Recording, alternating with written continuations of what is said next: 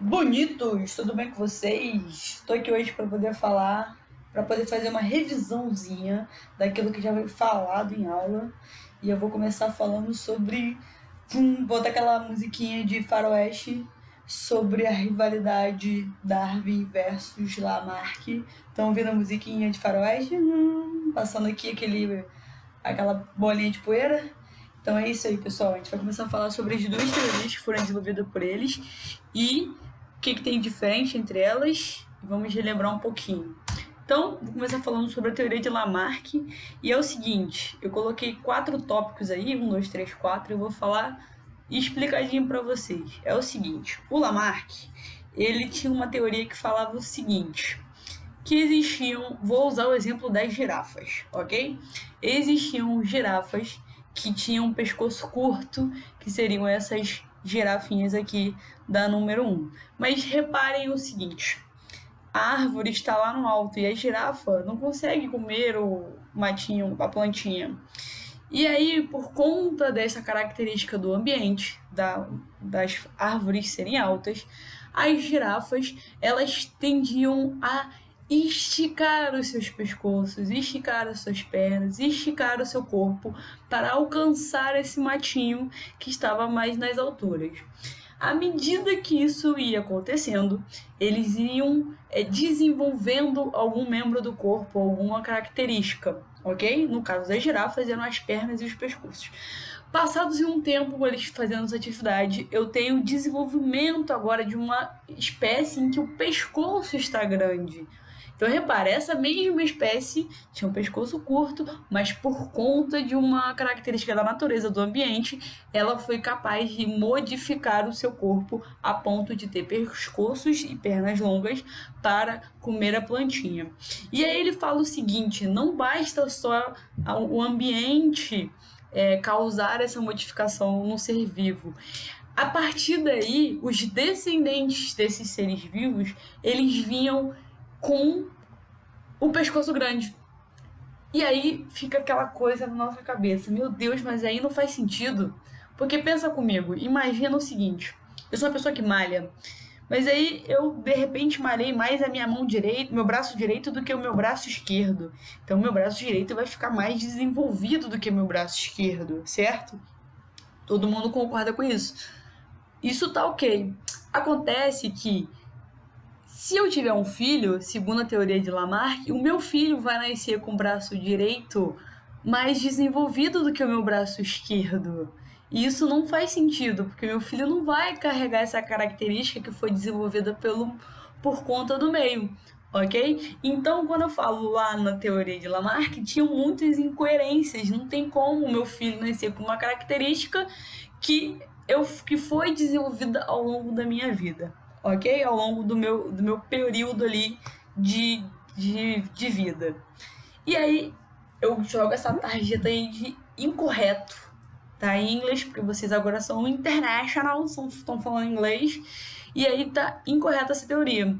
E aí eu vou destrinchar um pouquinho mais, que é o seguinte, o Lamarck ele falava sobre a questão da lei do uso e do desuso, ou seja, se eu tenho alguma parte do meu corpo que eu utilizo, eu vou desenvolvê-la, mas se eu tenho uma parte do meu corpo que eu não utilizo, ela vai entrar em desuso e ela vai atrofiar.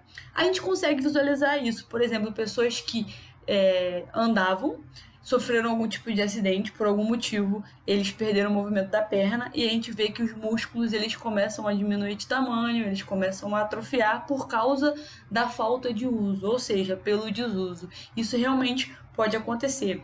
O que não pode acontecer é que agora porque o cara andava, aí ele sofreu um acidente, ele virou paraplégico, o filho dele automaticamente vai nascer paraplégico também, porque ele tem essa característica. Ok? Então, essa transmissão aos descendentes, ela não ocorre. Então, faz um xizinho aqui que ela não vai ocorrer. E como que eu vou resumir a teoria de Lamarck com pouquíssimas palavras? O ambiente modifica o indivíduo. O ambiente, ele vai fazer com que o indivíduo desenvolva alguma característica. Em aula, a gente, se vocês lembrarem, a gente falou muito sobre a questão daquelas pessoas lá da África que colocam aquelas argolas no pescoço por questões culturais e depois de anos o pescoço delas acabam ficando grandes. Isso daí é uma característica que é cultural e à medida que elas vão colocando ali as argolas é por conta do ambiente. Então, um exemplo clássico disso. Não quer dizer que as filhas e os filhos já vão nascer com o pescoço esticado, ok? Teoria de Lamarck, molezinha. E a gente entra agora na teoria de Darwin, que é o rival de Lamarck, porque ele falava o seguinte, o Darwin, galera, ele pensava diferente. O Darwin veio depois do Lamarck. Quando o Darwin começou a desenvolver a teoria dele, ele já tinha rodado o mundo, já tinha feito uma viagem, que é o famoso Beagle, já tinha dado a volta de navio, já tinha conhecido vários continentes, já tinham outras teorias rolando, então ele teve essa vantagem aí de ter nascido depois, apesar de parecer ser mais velho. Mas ele veio depois do Lamarck. E ele falava o seguinte, existiam dois tipos de girafas. Girafas que tinham pescoço grande, de pescoço pequeno, que são essa aqui que eu tô circulando, e girafas que tinham um pescoço maior. E aí, se essas duas girafas deveriam se alimentar das plantas, quem que vai se dar bem? A girafa que tem pescoço grande que consegue alcançar ou a girafa que tem pescoço pequeno e não vai alcançar? Então a gente sabe que a girafa que tem pescoço grande que alcança a planta é aquela que vai se beneficiar. Então ela vai se prevalecer sobre a outra girafa. E aí o que acontece? Essa adaptação aqui que vai ocorrer vai fazer com que os descendentes, ou seja, as girafinhas que têm o pescoço pequeno, elas comecem a desaparecer com o tempo. É a famosa teoria da seleção natural. O mais apto sobrevive. Se a girafa de pescoço grande é mais apta a comer a plantinha do que a girafa de pescoço pequeno, quem vai sobreviver? A girafa de pescoço grande, porque é ela que vai conseguir o alimento. Além disso, é ela que vai gerar descendentes com as características que melhor se adaptam àquele ambiente.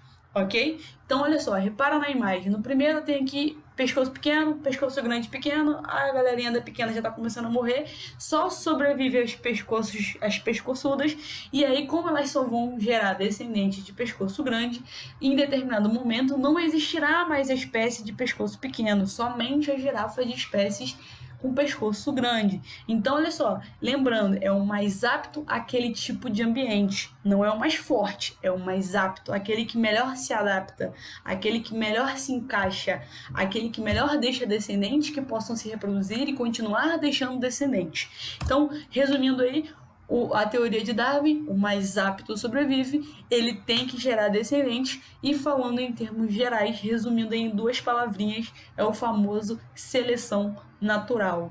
Natural, porque vem da natureza. A própria natureza vai selecionar aquele que tem que continuar sobrevivendo. Beleza, galera?